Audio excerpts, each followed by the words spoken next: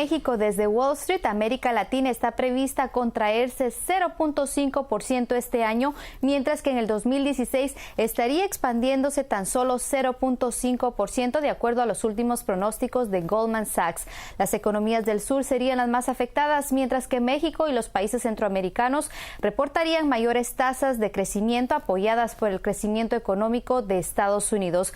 Para hablar sobre las perspectivas para la región en el 2016, me acompaña en el estudio Alberto Ramos, quien es director del Grupo de Investigación para Mercados Emergentes de Goldman Sachs.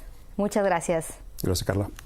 Primeramente hablemos sobre Brasil, Venezuela y Argentina, que ustedes prevén tengan los peores desempeños de la región en el 2016, con la mayor economía de la región contrayéndose por segundo año consecutivo. Así es. Bueno, Brasil está en un proceso de transición, tiene un ajuste macro muy difícil por adelante, tiene que hacer un ajuste fiscal bastante importante. Estamos con un proceso también de mucha incertidumbre política, un proceso de investigación por el tema de corrupción que se sigue alastrando. Así que tenemos y una inflación muy desbordada, una inflación en 2 dígitos. Así que es un ajuste que recién empieza y va a contaminar la economía este año, el 2016 también. Esperamos una contracción de la actividad que se va a acercar al 4% este año y quizás el otro 2 a 3% en 2016, y tampoco se sabe cómo luce el 2017. Puede ser que la contracción, el ajuste se contamine también el 2017. Argentina, tenemos un nuevo gobierno, también tiene que hacer su ajuste macro, quizás un ajuste macro bien más difícil que el tema de Brasil. Si en Brasil tenemos una inflación de 2 dígitos de 10%, en Argentina la tenemos al 25%, tenemos un déficit fiscal de más del 7% del PIB que se monetiza con creación de moneda por el Banco Central. Tenemos un cambio muy apreciado, tenemos un Banco Central con muy pocas reservas, tenemos bastantes controles de capital, de precios, del comercio, de importaciones. Y en Venezuela, bueno, la parte política ha cambiado bastante. Hemos tenido unas elecciones el domingo donde la oposición por la primera vez va a controlar la Asamblea Nacional por la primera vez en 16 años. Alberto, ¿cuáles son los países más afectados por la recesión en Brasil, en la región? Bueno, Brasil es una economía muy cerrada al comercio, así que el impacto por el canal del comercio internacional que pueda afectar sus países vecinos no es así tan importante. Pero ciertamente Argentina porque es un mercado importante para productos manufacturados y eso puede afectar un poco las exportaciones de productos industriales en Argentina. Los otros dependen muy poco de Brasil como mercado.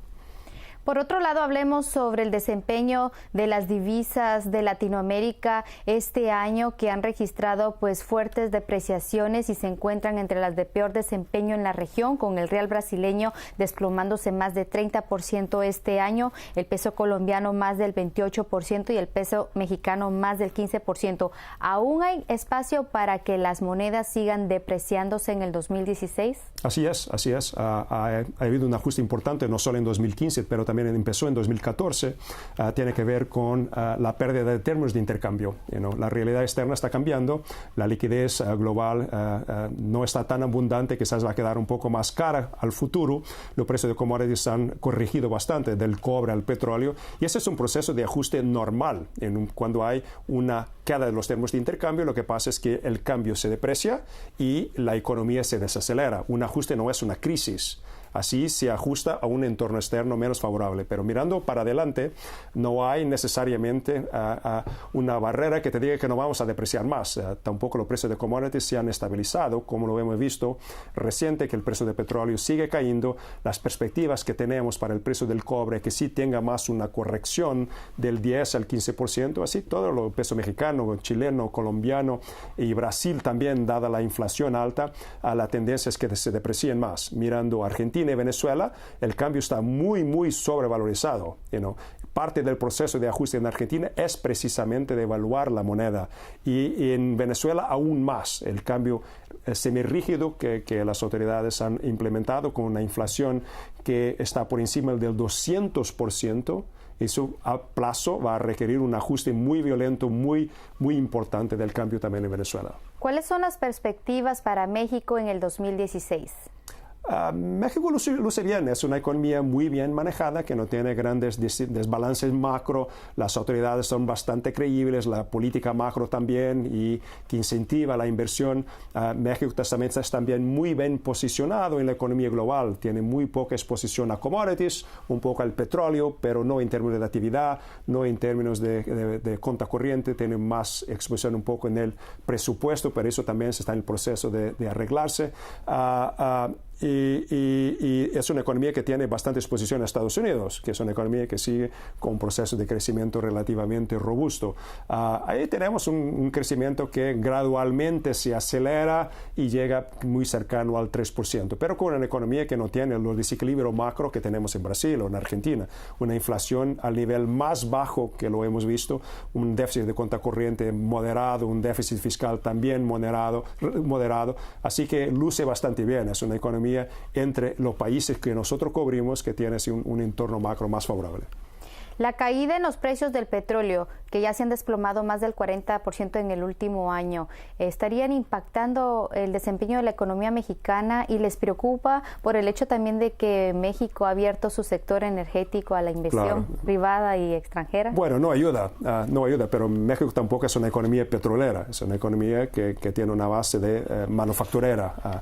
La importancia del sector de petróleo en términos de percentual del PIB no es así tan grande, tampoco en términos de exportaciones. Hoy México tiene un déficit comercial en productos petroleros, pero sí afecta el presupuesto, sí afecta el dividendo que se podía recoger del proceso de apertura petrolera. Esa es una reforma trascendental, una reforma muy, muy importante, pero infelizmente el precio del petróleo se ha desplomado y el valor de esa oportunidad hoy se ha disminuido, pero hay que mirar que lo que se intenta hacer aquí es construir una industria competitiva a plazo, a 10 a 20 años. Así cuando lo mira con un horizonte un poco más largo, la oportunidad sigue, y me parece que las autoridades lo han hecho de una manera bastante competente para que eso sea un proceso que de facto va a crear una industria competitiva que tiene un efecto diseminador sobre el resto de la economía.